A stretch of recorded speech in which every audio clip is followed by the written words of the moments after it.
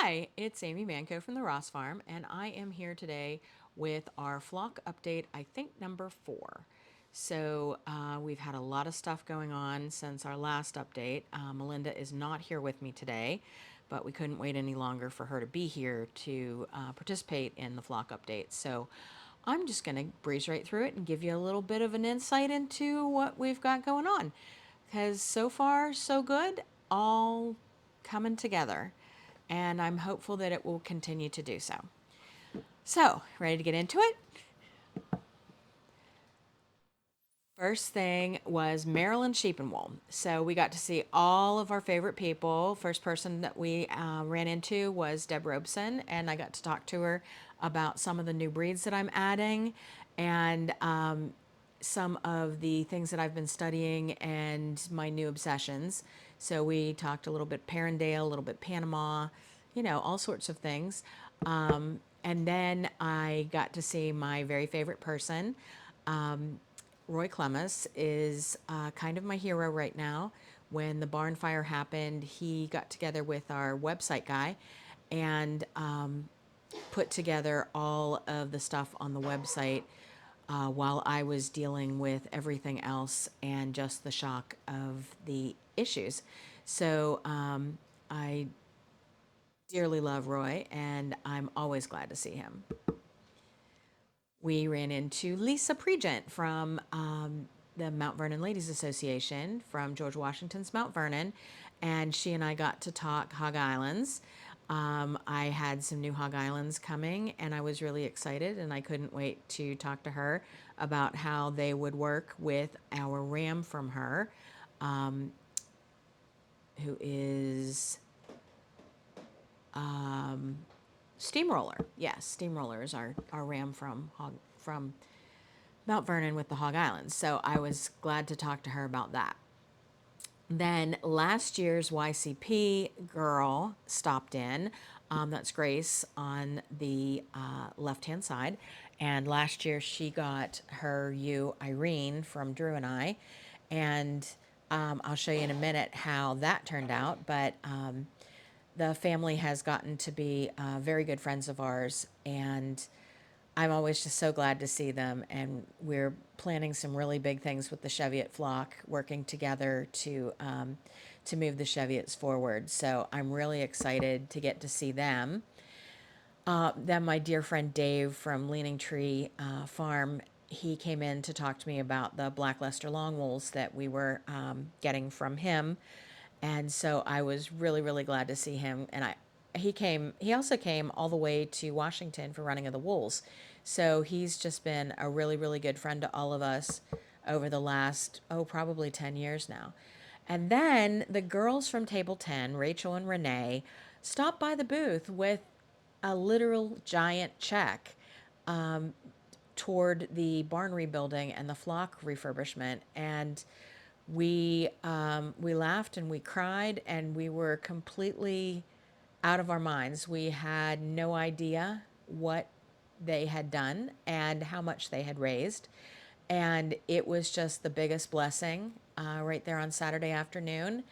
And I'm still in complete and utter shock of what they've been able to do to help us to rebuild. And they will always be a part of our flock and our barn after everything they've done to help us. It's just been amazing, and I just can't say enough wonderful things.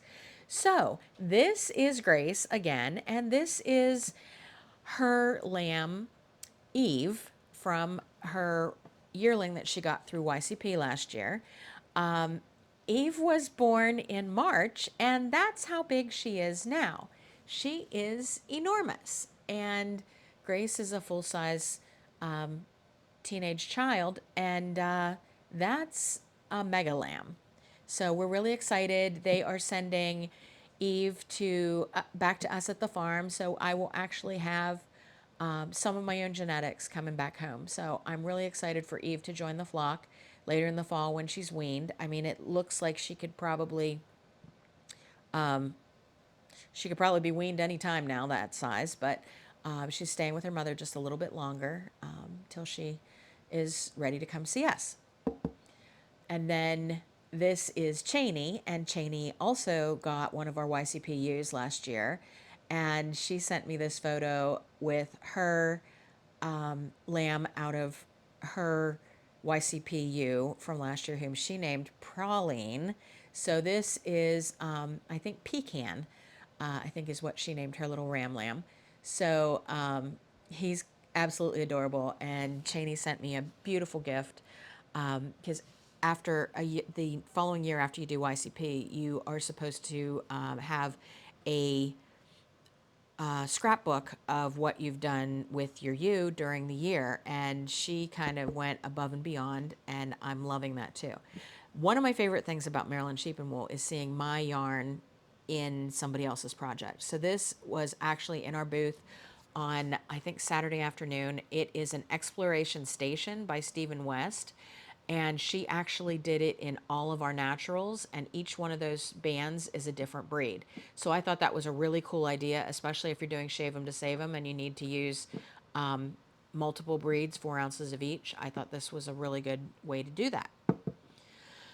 And then we also had somebody stop in who made this beautiful sweater with our heirloom Erin, and it turned out absolutely magnificent. And I was so glad to see that come into the booth. And I can always pick out our yarns in projects when they come into the booth. So I always get really excited and start squealing. So that's fun too. And then we had our friend Dave Berryhill from Berryhill Farm in Minnesota stop by with the black Wensleydale that I bought for Melinda's stepson Dewey as his starter flock because he did not get chosen for YCP this year. So he decided he wanted a Wensleydale. So I just called up David and said, we need a Wensleydale to add to the flock. So I forget her name, but she's at the farm with the flock now.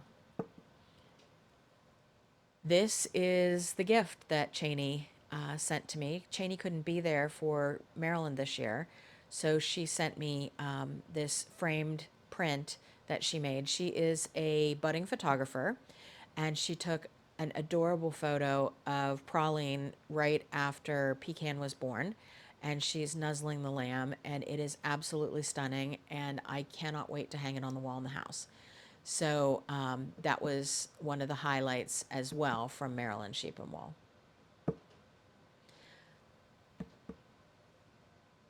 And that's still David Berryhill with the Wensleydale.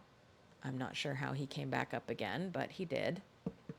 That on the left is one of our new Jacob sheep. She is coming from Kingsfield Jacobs. Her name is Welcome. And if you remember, Drew's favorite sheep were the Jacob sheep, so we are putting our Jacob flock back together. And Welcome she's in the show string for Cheryl and Kingsfield Jacobs. So we got to see her at Maryland, and she will come to the farm later in the fall after she's done with all of her shows. So I'm very excited to get her. She is a four-horn black and white, I believe. And then two of our friends received a YCP ewe this year. This is our friend Austin, and he got a Hog Island ewe from Mount Vernon. That's Lisa with him. So this little girl went to live with Austin in Greene County, Pennsylvania, and start his Hog Island flock. So he'll be using one of our rams this year to make more Hog Islands for next year. And then Peyton, Melinda and Dwayne's daughter, she was chosen for YCP, so she was able to get Lady Rose, who will also be at the farm with our Jacob flock. So she's very excited to be the newest Jacob Shepherd, and I'm really excited to see where she goes with this. Lady Rose is absolutely stunning, and I'm sure she will enjoy meeting Magic Mike in the fall. And then we had the running of the wolves the weekend after Maryland Sheep and Wool, and this crew of Drew's friends all helped us to put it on. If you remember, the running of the wolves is the festival that we have at home in Washington, Pennsylvania, and it celebrates the history of agriculture and sheep and wool in Washington County, Pennsylvania, by running our flock of sheep down Main Street in quote unquote races. Basically, they leave the trailer and they go to the pen at the bottom and get treats, and the first one to get there is the winner. So it's very chill, but very fun. So these guys, Oliver and the girls and Trenton, they all helped us pull together Running of the Wolves with the Historical Society and the National Road Heritage Corridor. And they surprised me this year by the naming the winner's circle after Drew for his contribution to creating the Running of the Wolves.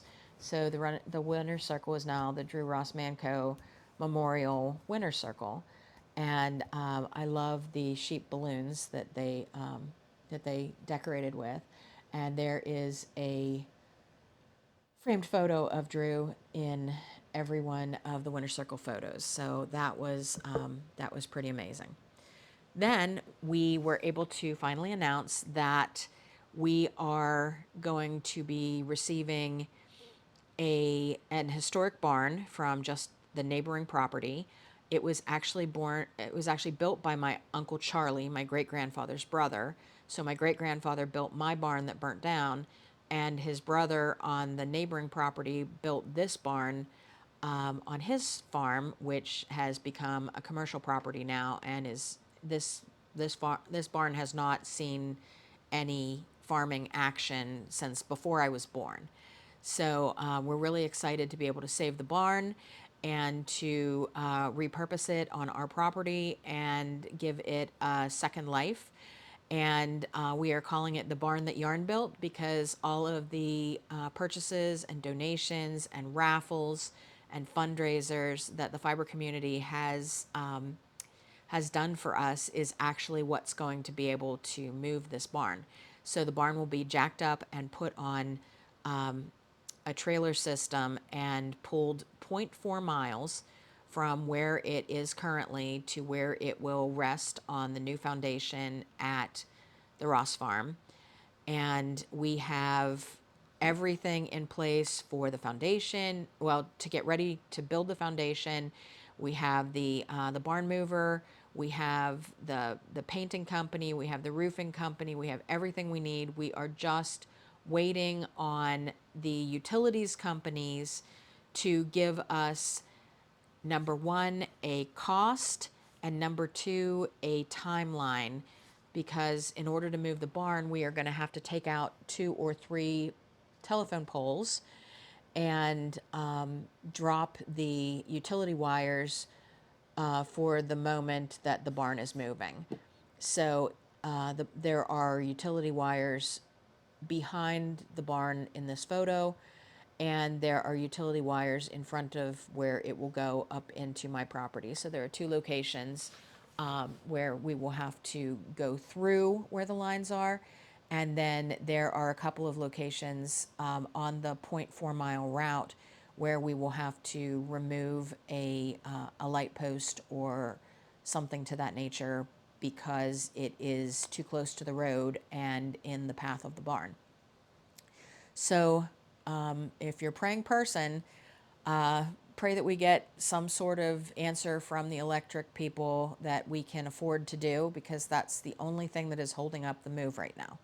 So I'm very excited about that. I'm so grateful that the Historical Society and the National Road Heritage Corridor Foundation has worked together with the owner of the barn to get it moving to the farm. So that's very exciting, and I'll keep you updated on that.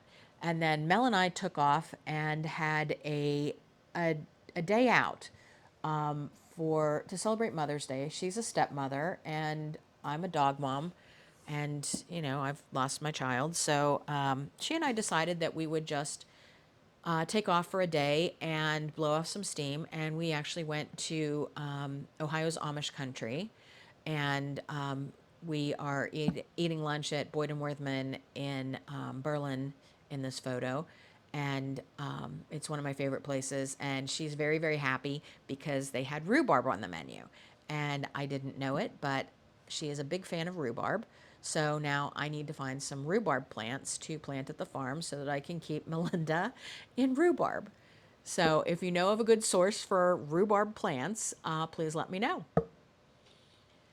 And here's our flock update. We have had some newcomers. This is actually Millard. He's our Cheviot Ram, and I just thought he was really cute, looking over the fence at me like, "What you got there? Who's that? Can I meet them? Are they going to be my girlfriends?" He's just always very excited to see who is coming up the driveway.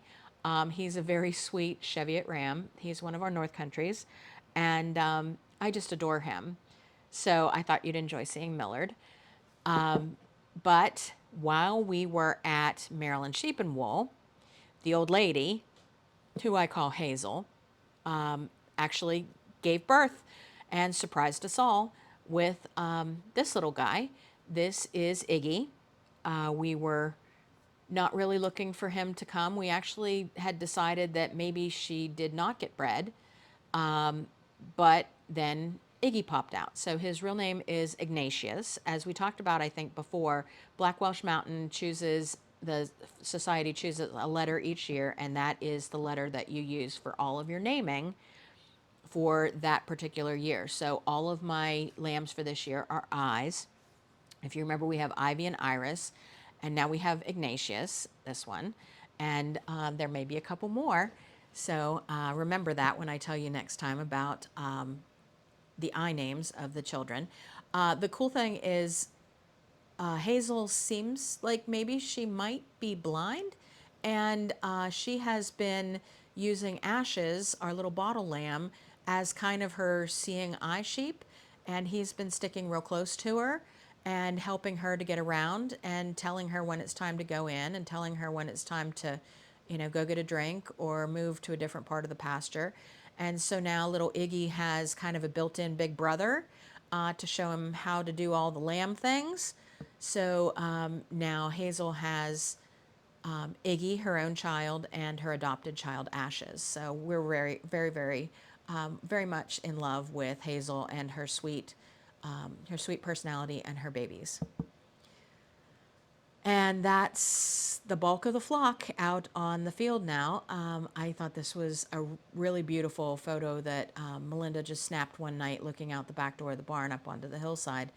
And you'll see all of the sheep have segregated themselves by breed. And if you zoom in, freeze it and zoom in, you'll see the Kerry Hills are together, the Cheviots are together, the Shetlands are together, the Leicesters are together. They've all segregated themselves. And then way up there at the top is the weirdest sheep of them all, Ruth, the American milking Devon cow, who, along with the Clydesdale, seems to have taken over the job of being guard animals for the flock of sheep.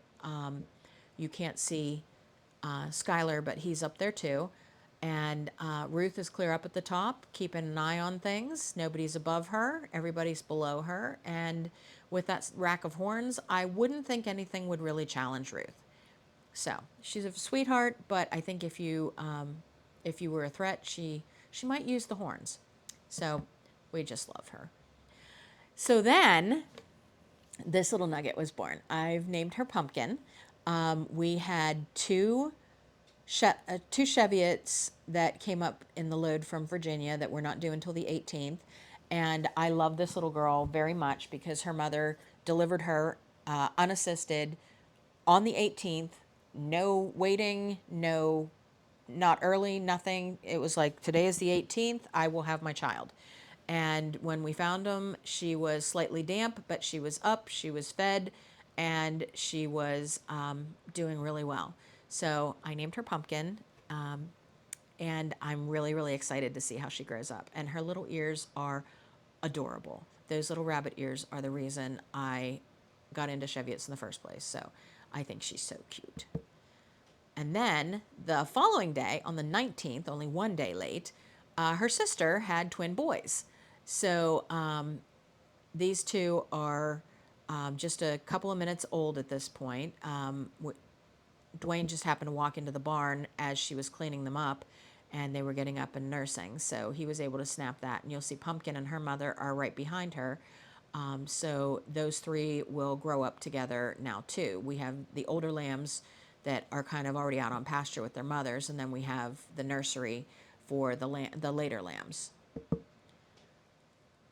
This is the little guy who will be coming home in the fall as well. This is Kingsfold Porter. He is going to be one of our new Jacob Rams. He is a lilac, and Drew was very much focused on lilacs. So we made sure to get a new lilac ram so that we can get back into trying to make more lilacs.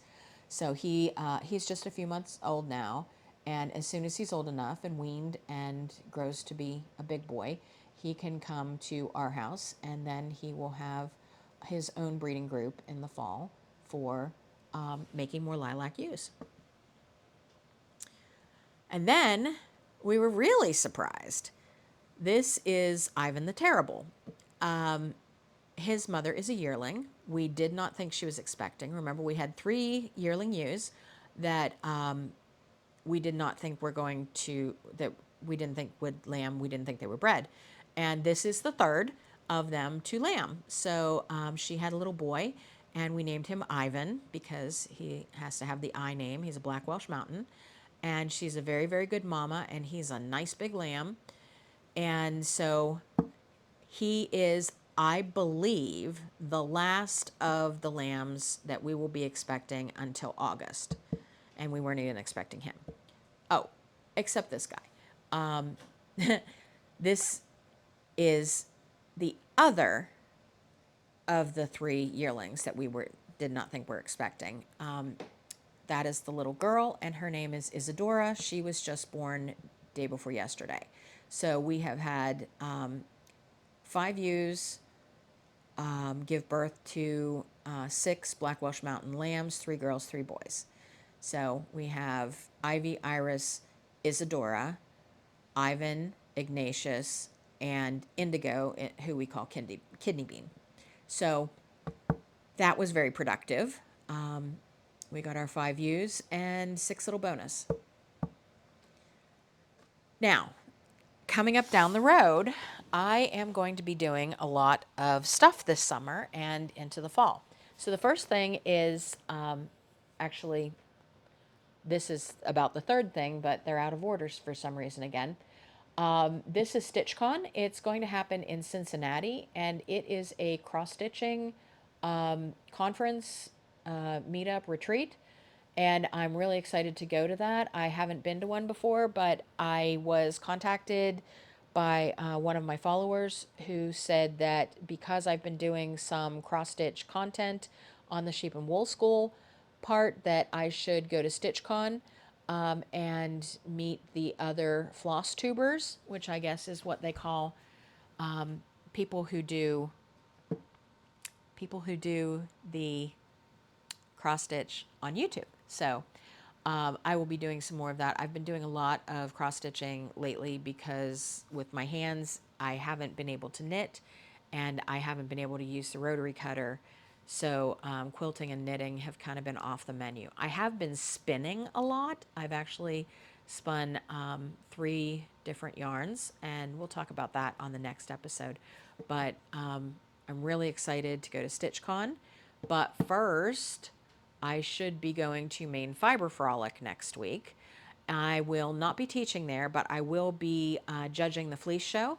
So if you're going to be in Maine next weekend on Saturday morning, I will be there talking about the fleeces that I have to judge. And then I will be leaving Maine with 2 new Romney ewes. So I'm really excited about that. That's part of the reason I'm going to Maine, is to pick up the Romney ewes. And then on the way back home from Maine, I will stop off in New York and pick up some Hog Island lambs. So those will join the flock next week. And then I will go to StitchCon the week after. These are out of order. And in August, which we're not talking about yet, but in August, I am going to go on a quilting cruise to Alaska. I have been wanting to see Alaska, and this sort of fell into my lap. So I said, "Yeah, I guess I'll go." And so I'm really excited to see Alaska, and I'm going to, of course, study some of the breeds that they have in Alaska. I really want to see some Kiviat, so that's one of the things. And then I will also be going to, after StitchCon is Black Sheep Gathering, which I will be teaching and judging there. So there's 400, over 400 fleeces. They give me a day and a half to judge them. And then I teach for a day and a half, and then I come home. So that's going to be a lot. And then after I had all the graphics set up so that they would remind me of all of these things. But yeah, so after Black Sheep, then I go to Flock, and I'm teaching at Flock for one day. And then, oh, it's on the bottom of the screen. I can just read that. So after Flock, I go to Convergence. So I will be teaching and vending at Convergence. That's in August in New Orleans. And then I start into the fall season. I'm hoping to get another trip in July to do a little bit more research. I'm working on the book. I'm working on some more research. I'm working on some travel articles about fiber travel and going to see other sheep. We are still planning the 2027 UK sheep tour, and we're now starting to plan the 2028 sheep tour. So keep watching for those. We have all of the barn raising t-shirts in stock over on the website, and we also have the subscription box going to be launching just as soon as I can get that finished. It's been kind of a lot. My hands have not been working very, very well lately. But there's one thing I did want to talk to you about really, really quickly, and that is how you can support us that does not cost a penny. And that is the really cool thing. Anytime that you interact with our posts on social media, whether it be Instagram or Facebook, that is tracked by Facebook Meta, and they actually put like a penny in the pot for every however many interactions we get, and we're getting checks at the end of the month for all of the interactions. So that goes right into building the barn and replenishing the flock, and all of the things, the buckets and the leads, and all of the things that we need in order to get back up and running. The other thing is here on the YouTube channel. If you watch the show, that helps us to become monetized. I'm not sure if you know how YouTube works, but there are different hurdles that we have to meet in order to become monetized. And every time you watch the show, every time you comment, you like, you share, that goes toward us being able to be monetized. And the first hurdle was having 500 subscribers, and we made 500 subscribers the other day, and I was absolutely thrilled. That is the first hurdle in the list of things that we have to do in order to become monetized. So thank all 501 of you for subscribing to the channel. And if you haven't subscribed yet, please consider subscribing. It doesn't do anything to you. It doesn't cost anything. It doesn't change anything, but it means the world to us. And if you watch this, if you send it to your friends, if they watch this, that also goes toward YouTube starting to pay for the content, which of course goes directly into everything we're trying to do with the US and UK rare breeds here. So I want to thank you all from the bottom of my heart for getting us to this point over the last year and a half. it just means the world to us to be able to bring to you information about the rare breeds and all of the help that you've given us since the fire. It's what keeps me it's what keeps me moving forward. So thank you, thank you, thank you, thank you so much. You can like us on Facebook, Ross Farm Fibers, Instagram at Ross Farm, YouTube, Ross Farm Fibers. You can email us through the website at therossfarm.com or at info at the Ross Farm. And please just click that subscribe button, give it the thumbs up, and we're going to go get more sheep and try to get the utility companies to play ball with getting the electric moved so that we can move a barn. So until the next time, we'll see you real soon.